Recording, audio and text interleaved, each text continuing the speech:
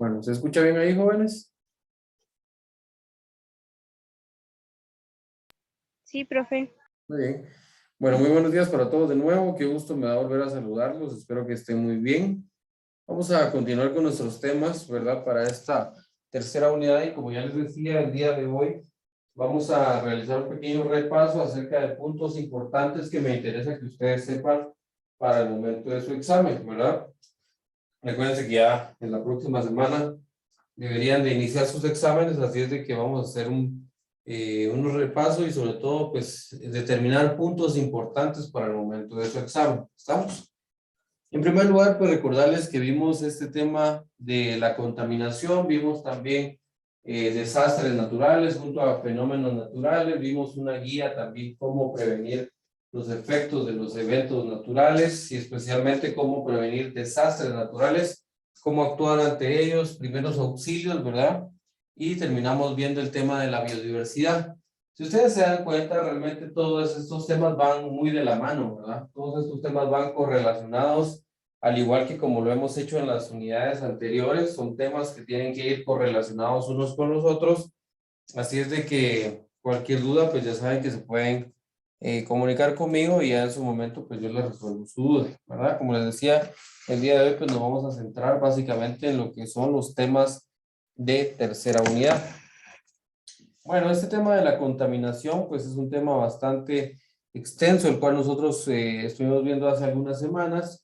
Y recuérdense, hay varios tipos de contaminación, ¿verdad? Principalmente a mí me interesa que veamos los principales, ¿verdad? Aunque como les decía ya en esa clase, tenemos múltiples tipos de contaminación, por ejemplo, contaminación del aire, del agua, del suelo, contaminación visual, contaminación auditiva, contaminación termodinámica, contaminación de los suelos, ¿verdad? Y de algunas otras cuestiones que nosotros podemos ir encontrando. Pero básicamente hay 9 tipos, sin embargo, vamos a ver únicamente los principales aquí.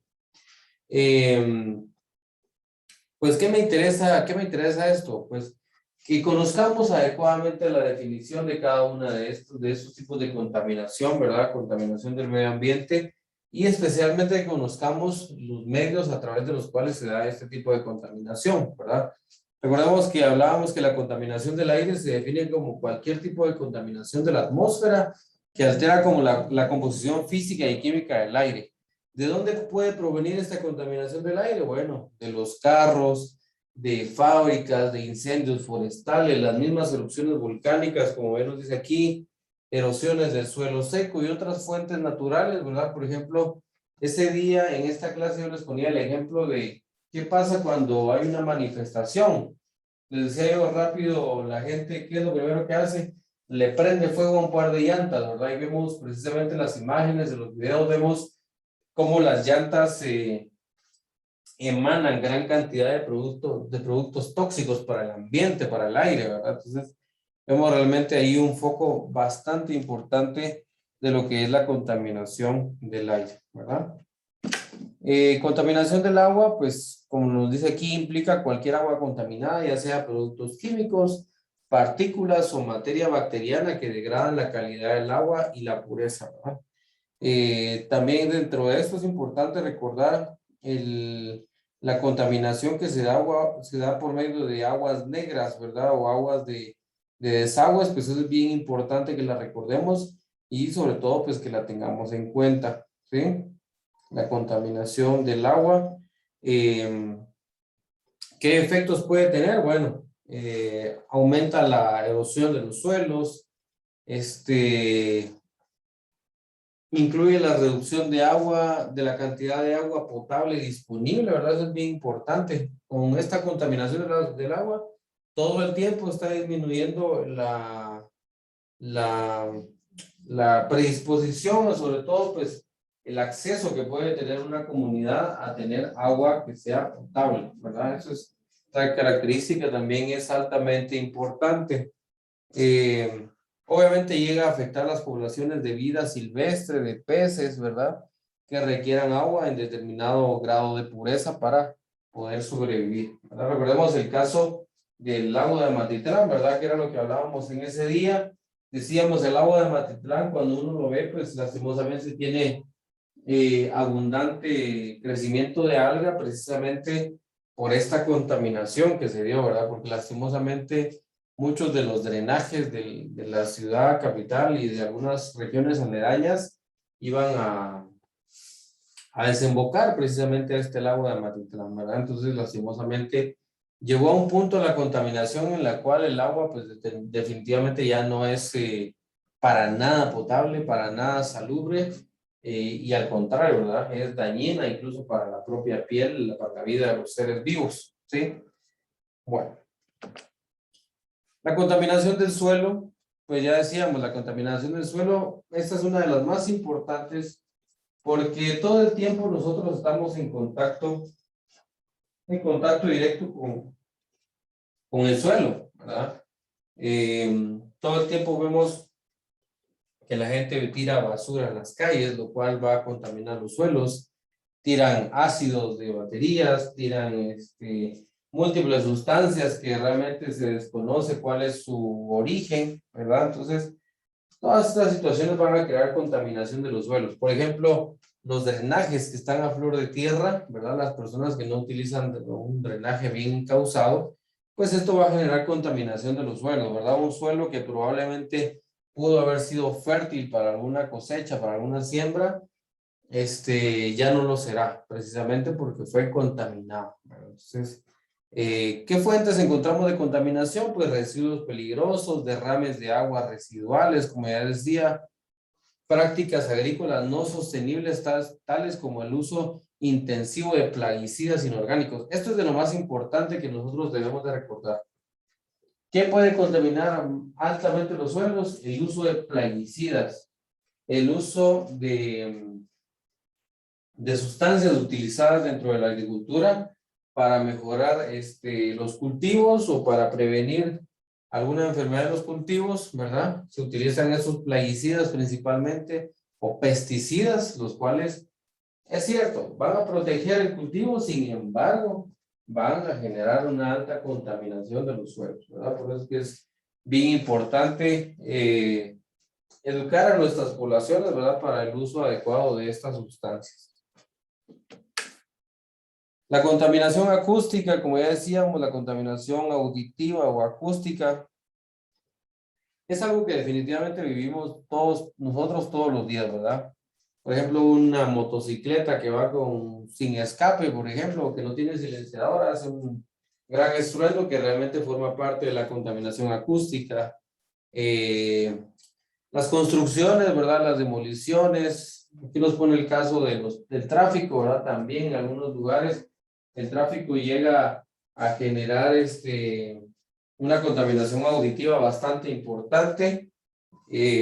También las camionetas, ¿verdad? Muchas veces, etcétera, ¿verdad? Una persona que no escuche música a un volumen moderado también forma parte de la contaminación auditiva, ¿verdad? Y todo aquello que sea nocivo hacia la salud, pues va a formar parte de esta contaminación auditiva o acústica también, ¿verdad?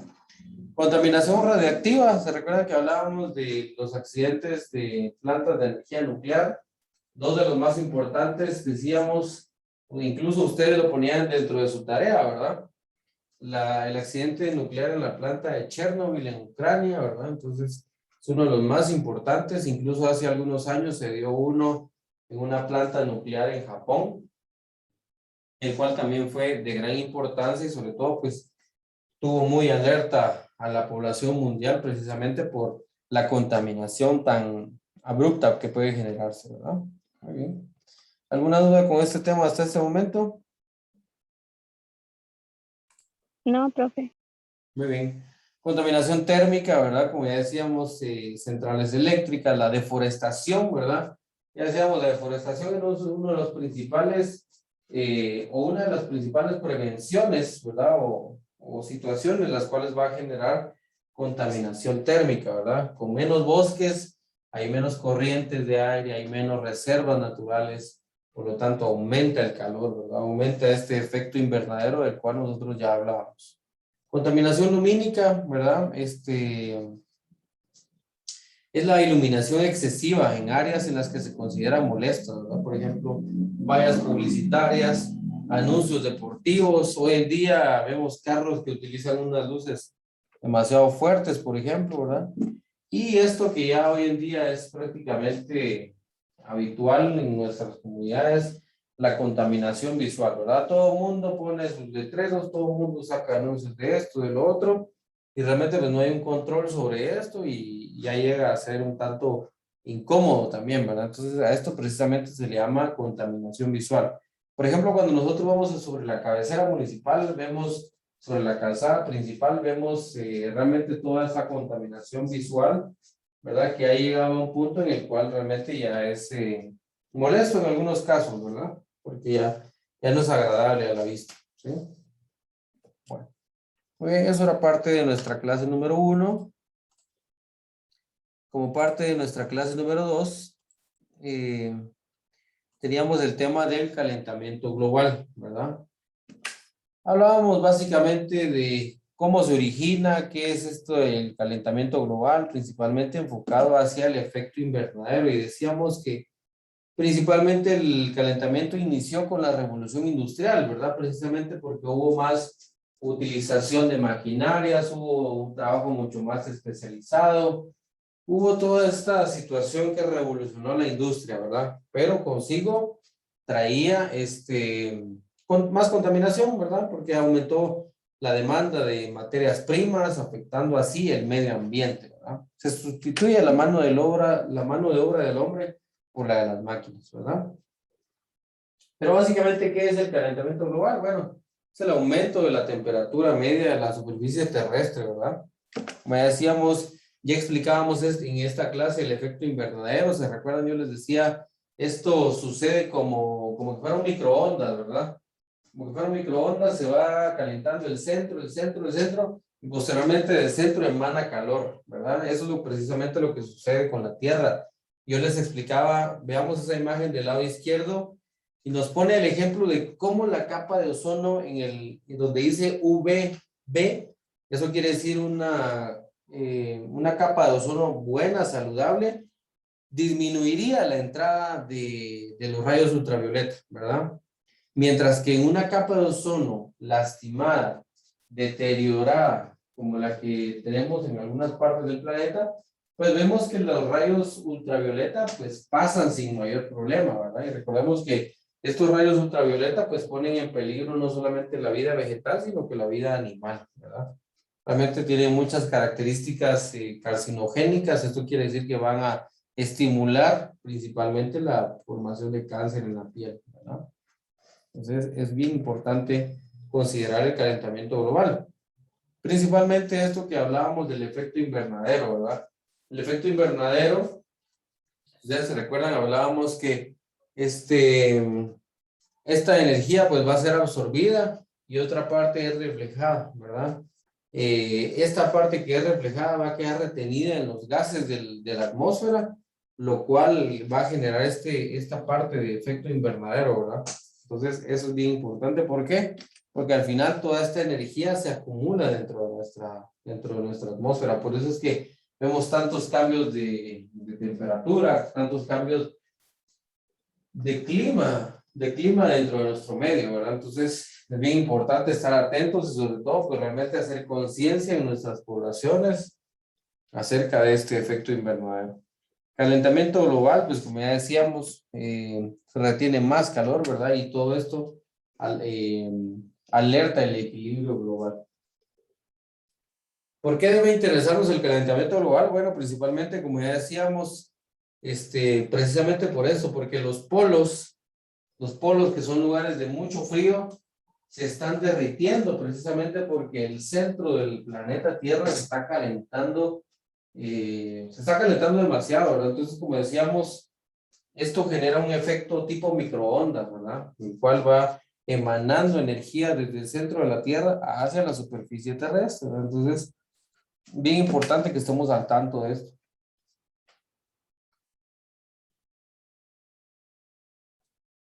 Todo esto nos va a generar, pues, cambios climáticos, cambios importantes dentro de la agricultura, principalmente, ¿verdad? Luego, como bien nos dice aquí, consigo esto va a traer enfermedades, ¿verdad? Definitivamente. ¿Cómo prevenir el calentamiento? Pues ya decíamos, ¿verdad? Hacer un uso consciente de la energía doméstica, eh, no apagar las luces que no estemos utilizando, ¿verdad? No dejar los equipos en espera, en stand-by o en reposo o dormidos, como les decimos popularmente, sino realmente pues apagarlos cuando no los estemos utilizando, ¿verdad? Productos químicos, minimizar el uso de productos químicos como antibióticos, fertilizantes, aerosoles, como ya decíamos, el uso de todos estos aerosoles como los desodorantes, desodorantes personales, de baño y todas estas situaciones son gases nocivos para nuestra atmósfera, lo cual aumenta el daño dentro de nuestra capa de ozono, ¿no? Entonces también es importantísimo tomarlos en cuenta, ¿sí? Materiales, pues hay que reutilizar, ¿verdad? Definitivamente el papel, algunas herramientas, muebles, el utilizar bolsas reutilizables, cajas, embalajes y todas las situaciones que puedan ser reutilizables, pues hay que hacerlo, ¿verdad? Eso es algo que definitivamente está, no de moda, sino que las personas ya son un poquito más conscientes o somos más conscientes acerca de esta situación, ¿verdad? Bueno. Posteriormente veíamos este tema de los fenómenos naturales y decíamos, precisamente por la contaminación, precisamente por todo este calentamiento global, los fenómenos naturales ya no solamente se catalogan como fenómenos naturales, sino que muchas veces sucede lo que no queremos, o sea, los desastres naturales, ¿verdad? Estos desastres naturales que realmente pueden llegar a poner en peligro la vida de una gran cantidad de nuestra población o de nuestras poblaciones. Por lo tanto, es importante tomar en cuenta todo lo que aquí se nos diga respecto a prevención, ¿verdad? Bueno, fenómenos naturales, recuérdense, importante, ¿verdad? Recordemos que los fenómenos naturales son situaciones que siempre se van a dar por situación normal dentro de nuestra naturaleza, ¿verdad? Siempre, siempre. No los podemos evitar. Tenemos fenómenos naturales generados en el interior de la Tierra, otros generados por procesos dinámicos de la superficie de la Tierra, otros hidrológicos y meteorológicos. Sin embargo, veamos los generados en el interior de la Tierra. Ya decíamos tres clasificaciones muy importantes de los fenómenos naturales. Los por dentro de la Tierra, por fuera de la Tierra y los hidrológicos y meteorológicos, ¿verdad? Esa clasificación, por favor, que no se les olvide. Si yo les pregunto en cuántas clases se dividen los fenómenos naturales, en tres clases, ¿verdad? Como ya decíamos, los generados en el interior de la Tierra, los generados en el exterior de la Tierra y los hidrológicos y meteorológicos, ¿verdad? Bueno, dentro de los fenómenos generados en el interior de la Tierra tenemos el terremoto, el temblor y el sismo, el tsunami y el maremoto y las erupciones volcánicas, ¿verdad? Definitivamente como población siempre hemos estado en contacto con estos tipos de fenómenos naturales, al menos con el temblor, con las erupciones volcánicas, ¿verdad? Y los sismos también, ¿verdad? Entonces, son fenómenos los cuales pues ya como población estamos pues al tanto en qué consiste, ¿verdad? Sin embargo, pues hay algunos otros como el tsunami y el maremoto que gracias a Dios no hemos estado en contacto y esperamos no estarlo nunca, la verdad, por los cuales preocuparnos, ¿verdad?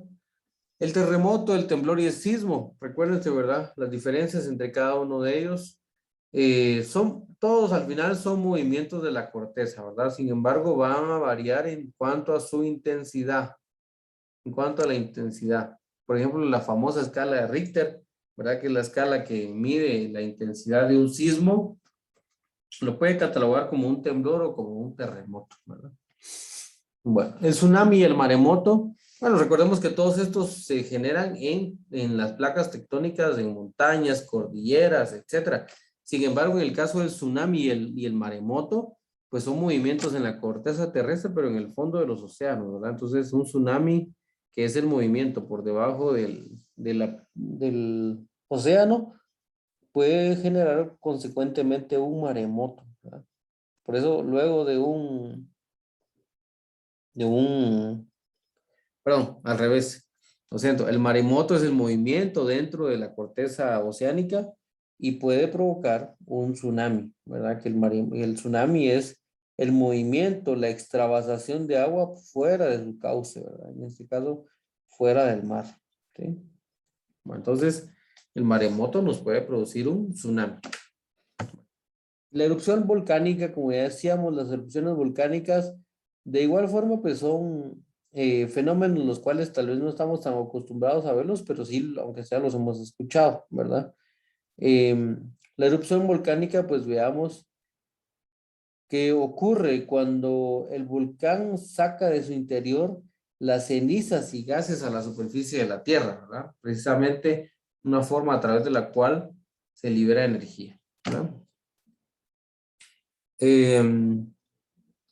Fenómenos generados por procesos dinámicos en la superficie de la Tierra. Tenemos el derrumbe, el alud, el aluvión y el huaico, ¿verdad? El derrumbe, pues, es una caída de tierra. El alud, pues, un desplazamiento, en este caso de nieve. El aluvión, pues, recordemos que es una mezcla de tierra, agua, lodo, maleza y en algunos casos acompañados de hielo, ¿verdad?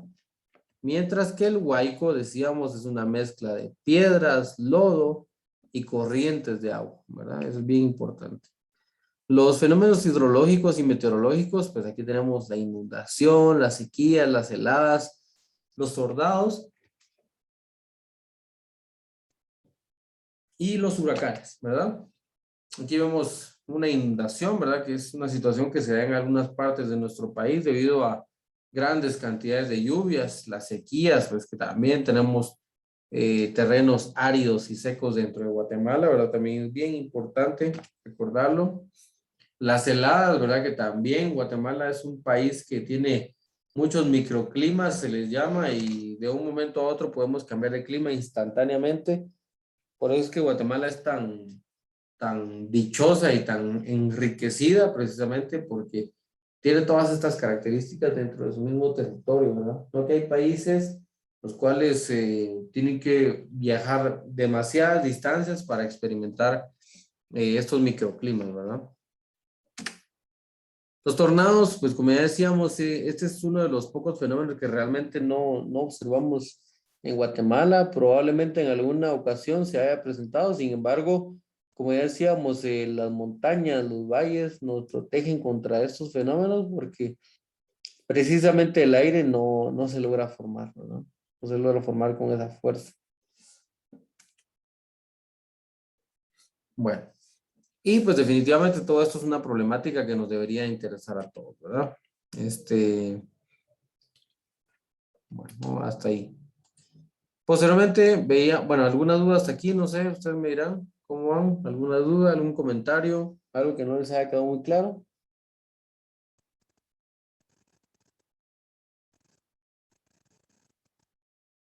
Bueno, muy bien. Entonces, eh, continuamos viendo esta guía de prevención de los desastres naturales, ¿verdad? Como ya decíamos, si ustedes se dan cuenta, vamos con los temas así un poco de la mano, ¿verdad? Los temas correlacionados directamente uno con el otro. Y como ya decíamos, pues los desastres no los podemos evitar al 100%, ¿verdad? Mucho menos los fenómenos, ¿verdad? Pero, sin embargo, sí podemos tener guías, sí podemos tener protocolos los cuales nos ayuden a poder determinar esta situación, ¿verdad? Bueno, tenemos esta guía de prevención de los desastres naturales y hablábamos en dos fases muy importantes. Decíamos, primero, cómo organizarnos y segundo, cuáles son los primeros auxilios, ¿verdad? Bueno, aquí es donde quiero que nos ubiquemos. Primero teníamos la organización de la prevención ante los desastres y en segundo lugar, los primeros auxilios, ¿verdad? De esta prevención y organización tenemos identificar los peligros, el análisis de vulnerabilidad, el generar un plan de operaciones, ¿verdad? Y estas situaciones, ¿verdad? Y dentro de los primeros auxilios, pues ya lo que hablábamos, el botiquín, el contenido de la mochila, señales de emergencia, ¿verdad? Y cómo brindar adecuadamente los primeros auxilios. Bueno. La organización de la prevención ante desastres, bueno, identificar los peligros, ¿verdad? Esto es lo principal. Como bien lo dice su nombre, prevención ante desastres. Bueno, si queremos prevenir desastres, debemos de identificar fuentes potenciales de peligro, ¿verdad? Debemos de estar un paso adelante de que se pueda suceder, ¿verdad? Como bien nos dice aquí, estudiar la ubicación geográfica, conocer la extensión del área afectada, la época en la cual se presenta un fenómeno, pues ya con esas situaciones nosotros comenzamos a prevenir. Bueno,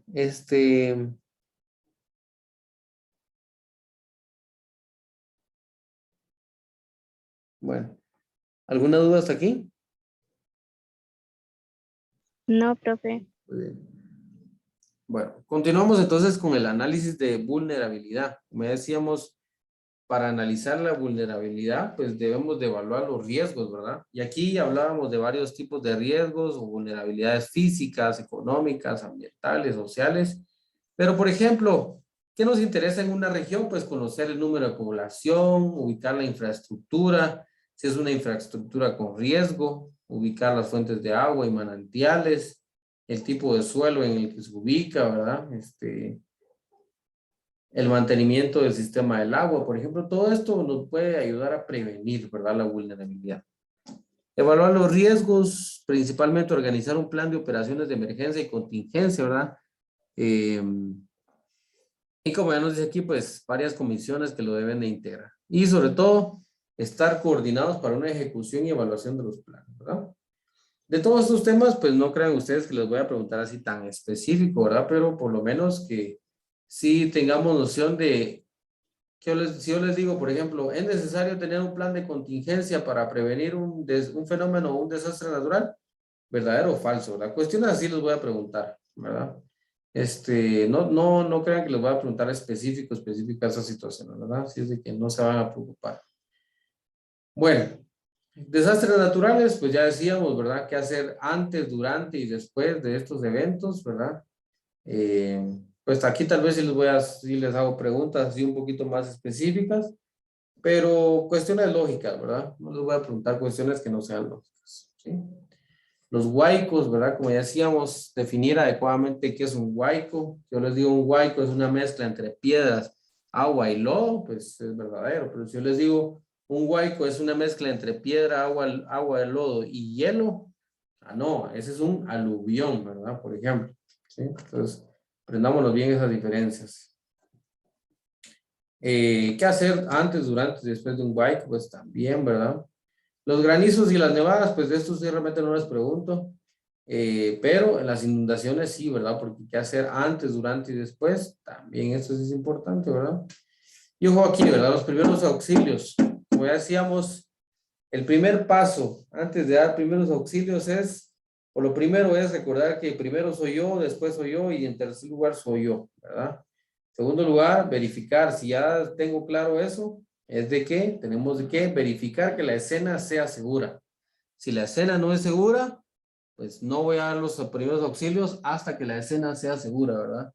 Por ejemplo, si veo que una persona está en peligro de que le va a caer una pared encima, pues yo lo movilizo, ahí veo cómo lo movilizo, tratando de no dañar más las áreas que ya estén afectadas, ¿verdad? Si tiene la columna afectada, si tiene el brazo o la pierna afectada, pues tratar de que no se movilice tanto esa parte para, para dañar lo menos posible a la persona, ¿verdad? A la víctima, ¿sí? Bueno, esto es en base a primeros auxilios. El decálogo de lo prohibido, qué sí se puede hacer, qué no se puede hacer, ¿verdad? Como decíamos, si no sabe, mejor no meterse, ¿verdad? No tocar las heridas con las manos, ¿verdad? Eso es bien importante. ¿Qué hacer si tiene que proporcionar primeros auxilios? Lo primero es guardar la calma, ¿verdad? Recuerdes eso. Y segundo, antes de dar primeros auxilios hay que llamar a la ayuda, porque como les decía, si nosotros iniciamos a dar primeros auxilios y no hemos solicitado la ayuda, ahí vamos a pasar, ¿sabe cuánto tiempo antes de que alguien llegue? ¿Verdad? Entonces, es importante llamar a la ayuda inmediatamente. Bueno, El botiquín de los primeros auxilios, ¿verdad? Esto es bien importante, es un recurso básico que todos deberíamos de conocer, ¿verdad? Por lo menos, ¿qué debe de llevar, verdad? Un termómetro, unas gasas, unas vendas, algodón, compresas, ¿verdad? Alcohol, es bien importante. Y otras cuestiones que nos menciona aquí, ¿verdad? Y el contenido de la mochila de emergencia de las 72 horas, esto sí es bien importante que lo sepan, miren. ¿Qué es lo que debe llevar una mochila de las 72 horas? Bien importante, ¿verdad? Alimentos no perecederos, agua envasada, un radio con pilas, una linterna, eh, pilas de repuesto, ¿verdad? Por ejemplo, una manta o una ropa abrigada, abrelatas, un gorgorito, artículos de higiene, fósforos, ¿verdad? Entonces, eh, eso es bien importante. Y aquí nos ponen otras sugerencias como algodón, gasas, antisépticos, curitas, tijeras, termómetro, agua oxigenada, ¿verdad? También es bien importante. Las señales de emergencia, pues como ya decíamos, estas nos van a servir, definitivamente van a ser de gran utilidad para poder atender ante una emergencia, ¿verdad? Principalmente ante un fenómeno natural. Eh, es importante seguir las señales de emergencia y lograr interpretar adecuadamente qué es lo que nos están indicando, ¿verdad? ¿Alguna duda aquí hasta dónde vamos, jóvenes? No, profe. Bueno, muy bien. Bueno, y por último veíamos este tema de la biodiversidad. ¿Por qué veíamos este tema de biodiversidad? Porque como decíamos, muchas veces las acciones de los seres humanos, tanto como la contaminación que genera exacerbaciones de los fenómenos y de los desastres naturales, también pueden llegar a afectar directamente esta situación de la biodiversidad, ¿verdad? La biodiversidad, pues, ¿qué es? Recordemos, muy importante. Recordemos que dentro de nuestro medio tenemos gran variedad de seres vivos, ¿verdad? Por lo tanto, la diversidad comprende la variedad en los ecosistemas y las diferencias genéticas dentro de cada especie, ¿verdad? Es bien importante. Es un término empleado para referirse a la cantidad de seres vivos sobre la Tierra y los patrones naturales que la conforman, ¿verdad? ¿Estamos? Es bien importante este tema de la biodiversidad. Recordemos que hay 3 niveles de biodiversidad, por favor, eso es importante para su examen. A nivel genético, a nivel específico o a nivel sistémico y a nivel ecosistema, ¿verdad? Que es precisamente lo que vemos nosotros aquí en la imagen. Hay biodiversidad de genes, de especies y de ecosistemas. Cada uno de nosotros como seres humanos podemos ser responsables de aumentar la biodiversidad o de conservar la biodiversidad.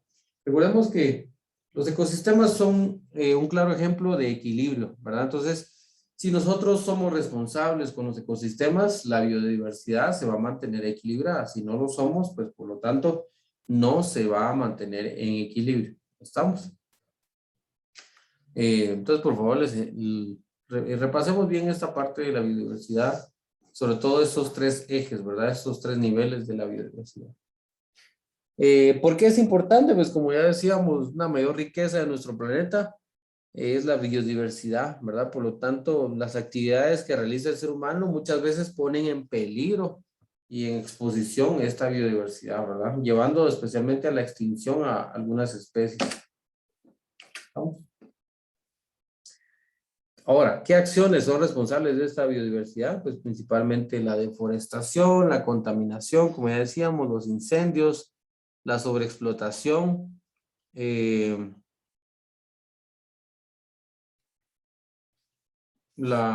los incendios, la sobreexplotación, actividades furtivas como la caza, como ya decíamos, y la introducción de algunas especies que no son del área, ¿verdad? ¿Estamos? Bueno, aquí vemos ejemplos de deforestación. Lastimosamente todo esto genera mayor biodiversidad, contaminaciones que al final van a exacerbar los fenómenos naturales generando desastres naturales, ¿verdad? Entonces, la sobreexplotación y la caza furtiva, como bien lo vemos acá, ¿verdad? También es responsable los incendios, la introducción de especies a climas que no son, ¿verdad? O que no son los de ellos. pues es bien importante, ¿verdad? Bueno. Y con eso básicamente estaríamos finalizando los temas de nuestra unidad. No sé si tienen